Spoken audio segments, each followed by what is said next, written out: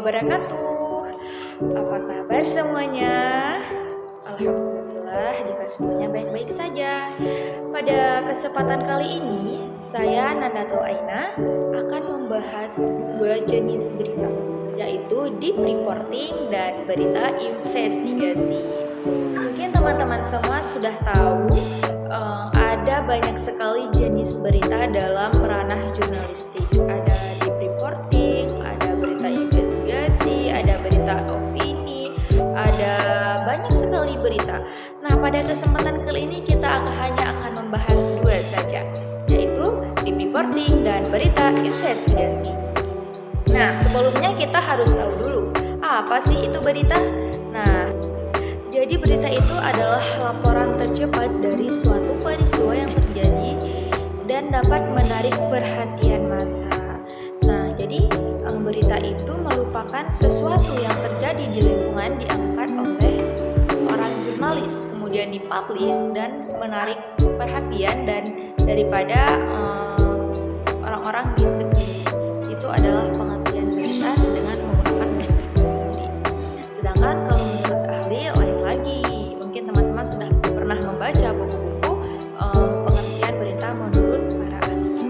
Nah, langsung saja kita masuki jenis berita yang akan kita bahas pertama kali, yaitu adalah deep reporting atau berita mendalam. Nah, sebelumnya kita harus tahu dulu apa sih itu deep reporting. Menurut Suherdiana, sebelum kita lanjut ke lebih dalam, kita harus tahu dulu pengertian deep reporting menurut para ahli, karena itu menjadi landasan pertama kita, yaitu menurut para ahli. Kita tidak bisa langsung memberi tanggapan kita, oh ini gini boleh, tapi kita harus tahu dulu pengertian ahlinya itu seperti apa. Nah, kalau menurut Suherdiana, deep reporting adalah pelaporan jurnalistik yang bersifat mendalam, lengkap, utuh tentang suatu fenomena atau peristiwa yang aktual. Nah, dengan membaca berita ini, orang akan mengetahui dan memahami duduk perkara suatu persoalan dilihat dari berbagai perspektif yang ada. Nah, jadi pelaporan berita deep reporting ini disebut juga dengan berita mendalam. Mengapa? Karena berita ini menyajikan permasalahan secara lengkap, mendalam, dan analitis. Nah, apakah tujuan dari penulisan berita reporting ini? Tujuannya adalah itu untuk memberikan atau menghadirkan informasi yang lebih dalam kepada pembaca agar pembaca bisa memahami lebih dalam duduk perkara dari kejadian yang disajikan. Nah, apa sayakah karakteristik dari deep reporting? Berbicara dengan karakteristik, setiap jenis berita itu mempunyai karakteristik masing-masing, maksudnya berbeda dengan berita-berita yang lainnya. Nah, karena kita membahas deep reporting, kita akan melihat bagaimanakah karakteristik dari berita deep reporting.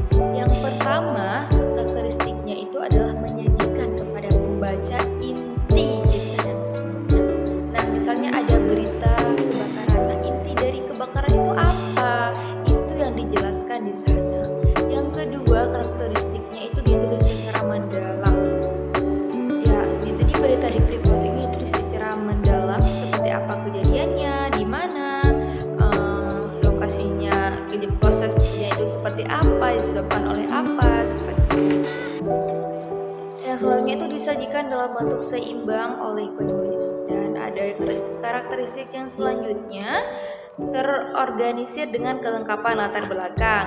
Nah, misalnya ada berita kebakaran, ada latar belakangnya dijelaskan dulu oleh seorang jurnalis.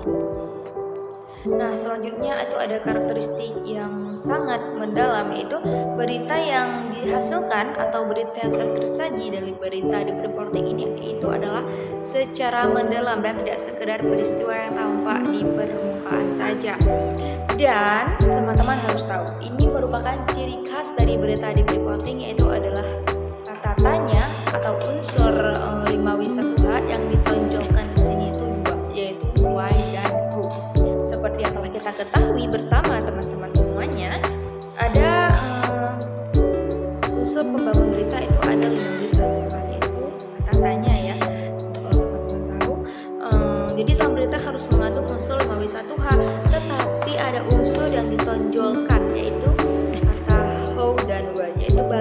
bagaimana duduk perkara kejadian, mengapa bisa begini, mengapa bla bla bla, itu dijelaskan dalam deep reporting. Dan bagaimana proses kejadiannya itu juga dijelaskan dalam deep reporting. Nah, jadi dapat disimpulkan bahwa berita yang mendalam tidak hanya sekedar tampak dari permukaan, namun begitu diulas secara mendalam ya. Nah, kita akan melihat bagaimana cara kita langkah-langkah kita dalam menulis berita deep reporting. Langkah yang pertama yaitu kita harus memilih topik yang aktual. Tidak mungkin kita mengambil topik yang sudah lama dan sudah basi, tidak mungkin laku untuk dibahas lagi. Nah, setelah kita memilih topik yang aktual, kita bisa melakukan wawancara dengan orang di sekitar lokasi kejadian. Nah, setelah itu kita bisa langsung menulis dengan menggunakan bahasa yang baik dan benar, dan itu merupakan bahasa jurnalistik, bukan bahasa sehari-hari ya teman-teman. Nah, selanjutnya kita langsung membuat paragraf, tidak terlalu panjang, pendek-pendek, tapi memenuhi unsur berita itu harus yang lebih utama. Nah, selanjutnya kita harus menulis informasi yang benar sesuai fakta dan data, dan harus mendalam ya, harus disertai dengan unsur how dan why. Nah, tadi itu sudah saya jelaskan bagaimana cara kita menulis berita deep reporting. Sekarang kita masuk ke berita investigasi. Nah, dari judulnya aja sudah terdengar ini harus ada penyelidikan ya, seperti itu, investigasi. Nah, jadi menurut Dandi Dwi Laksono pada tahun 2010 dia mengatakan bahwa jurnalisme investigasi adalah mengungkap sebuah kasus kejahatan yang menyangkut kepentingan publik secara jelas dan tuntas, disertai dengan pengungkapan aktor-aktor yang terlibat dalam kasus tersebut beserta bukti-bukti, dan masyarakat pun memahami kompleksitas kasus yang dilaporkan. Nah, ini adalah pengertian dari berita investigasi. Nah, dapat disimpulkan bahwa berita investigasi ini adalah kegiatan mengumpulkan, menulis, dan mengedit, menerbitkan berita yang bersifat investigasi atau sebuah penelusuran yang mendalam dan panjang terhadap sebuah kasus yang dianggap penting. Nah, mengapa harus ditelusuri? Karena kasus itu dianggap memiliki kejanggalan, sehingga harus ditelusuri lebih dalam lagi sehingga menemukan titik temu di mana ini kesalahannya, siapa yang bersalah, apa penyebabnya. Dan pada intinya tujuan dari penelusuran berita investigasi ini adalah untuk mengungkapkan kesaksian dan bukti secara fisik dari sebuah persoalan yang itu adalah persoalan yang kontroversial. Nah, selanjutnya kita akan melihat bagaimana sih karakteristik dari berita investigasi. Yang pertama, berita investigasi ini mengungkapkan kejahatan terhadap kepentingan publik atau tindakan yang merugikan orang lain. Jadi misalnya ada kasus pembunuhan, misalnya yang baru-baru ini kasus pembunuhan sesama polisi. Nah, itu diungkit, ditelusuri lebih dalam ini karena menyangkut kepentingan publik sekalian. Karena polisi itu merupakan kepercayaan dari masyarakat. Kenapa dia melakukan kegiatan seperti ini? Apa motifnya? Itu harus diselidiki lebih dalam. Nah, selanjutnya skala dari kasus yang diulas cenderung lebih luas atau sistematis. Itu ada kaitannya atau benang merahnya. Ini maksudnya seperti ini teman-teman. Misalnya ada kasus pembunuhan, setelah diselidiki misalnya dari sisi ini. Misalnya ketika kejadian si A pergi ke sini, si B pergi ke sini. Nah, ke sebelah sini lagi, ternyata seperti ini, dikaitkan. Ternyata kenapa dia pergi ke sana? Ternyata di sini terjadinya begini-begini. Ada kecurigaan, ada keterkaitan antara peristiwa yang satu dengan kedua. Mengapa dia melakukan ini? Kenapa dia begini? Itu ada keterkaitan. Nah, selanjutnya berita investigasi ini menjawab pertanyaan yang penting yang muncul dan memetakan persoalan. Nah, banyak misalnya ada kejadian yang satu dengan kejadian yang dua, itu dipetakan, dihubungkan. Ini ada hubungannya tidak dengan yang misalnya terjadi pembunuhan. Kenapa tiba-tiba dia menelpon malam itu, ada yang datang. Nah, itu dikaitkan.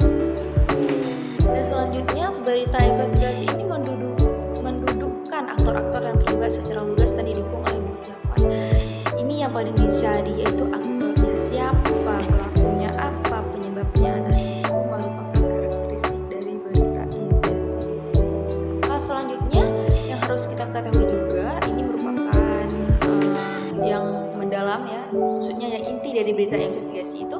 Yang 5W1H-nya itu ada 2 juga yang ditonjolkan, yaitu ada siapa dan apa. Siapa pelakunya, apa motifnya, seperti itu. Dan selanjutnya kita harus tahu juga bagaimana cara kita menulis berita investigasi. Jelas berbeda dengan cara kita menulis berita di reporting. Yang pertama kita harus cari dulu bahan yang berupa fakta. Tidak bisa asal-asal suka-suka kita ya teman-teman.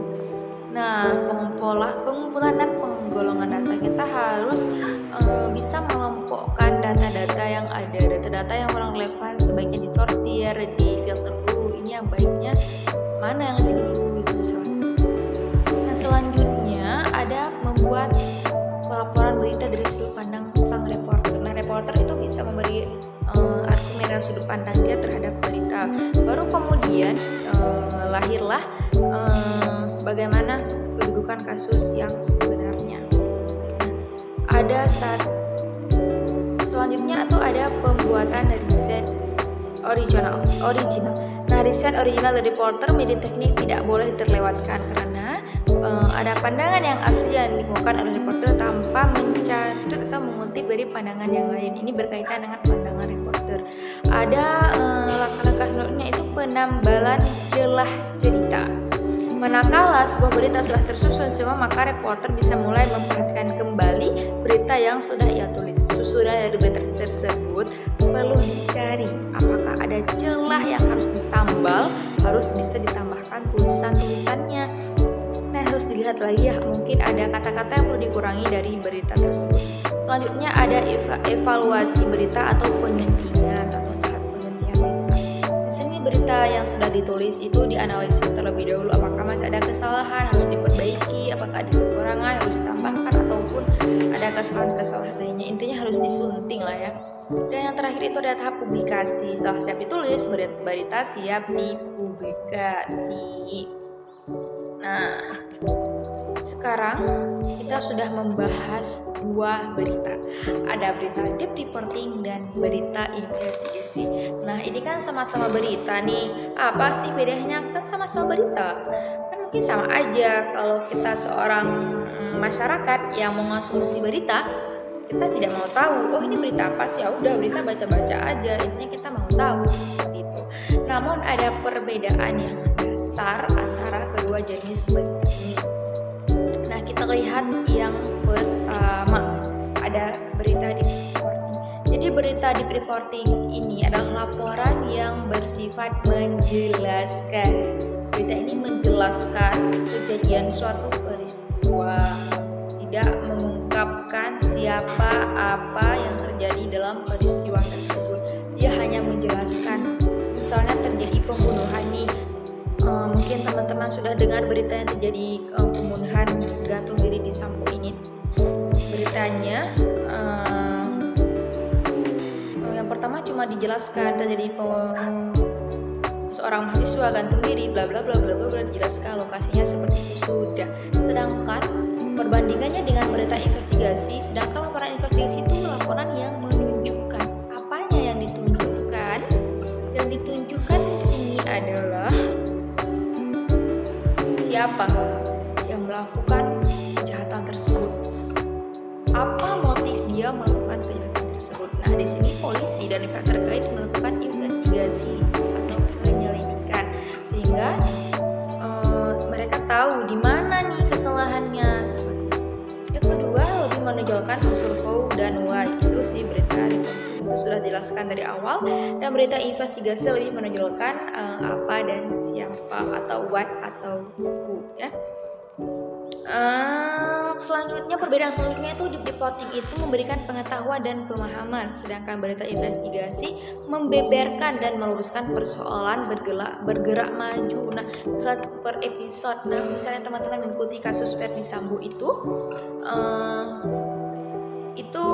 dari awal ada dugaan pertama itu dari misalnya jadi berita investigasi itu ada dugaan pertama, dia diduga dibunuh karena ini, polisi tembak polisi, ada dugaan, ternyata setelah diselidiki dugaannya itu salah, bukan seperti itu. Nah, itu merupakan karakteristik juga dari berita investigasi, ada dugaan. Nah, Nah, maka dari situ diperlukan penyelidikan lebih dalam untuk mengetahui akhir dari berita ini apa yang sebenarnya terjadi, siapa pembunuhnya dan motifnya seperti apa. Nah, perbedaan selanjutnya itu deep news itu atau reporting itu merupakan berita tidak lanjut. Maksud tidak lanjut ini seperti apa? Seperti ini. Ada berita banjir. Dia hanya menjelaskan banjir. Oh, banjir, ya sudah, banjir terjadi di tempat A, lokasi A, jam sekian. Tidak perlu dilanjuti. Apa harus dilanjuti? Siapa penyebab banjir? Tidak bisa seperti itu. Sedangkan ada berita misalnya kebakaran atau pembunuhan, itu harus dilanjuti. Ya, mengapa? Karena harus diketahui penyebab kebakarannya itu apa. Apakah dibakar atau arus listrik, bocor tabung gas, misalnya ada pembunuhan, apakah dia bunuh diri atau dibunuh, motifnya apa, apakah dia diracun atau beracun dan lain sebagainya. Nah, selanjutnya ini adalah yang terakhir ya, perbedaan terakhir. Deep news bukan berita investigasi, sedangkan berita investigasi adalah pengembangan dari deep news. Jadi dari berita deep news bisa dirubah menjadi berita investigasi. Seperti itu teman-teman. Jadi kesimpulannya adalah berita investigasi merupakan tindak lanjut dari berita deep news, sedangkan deep news bukan merupakan berita investigasi.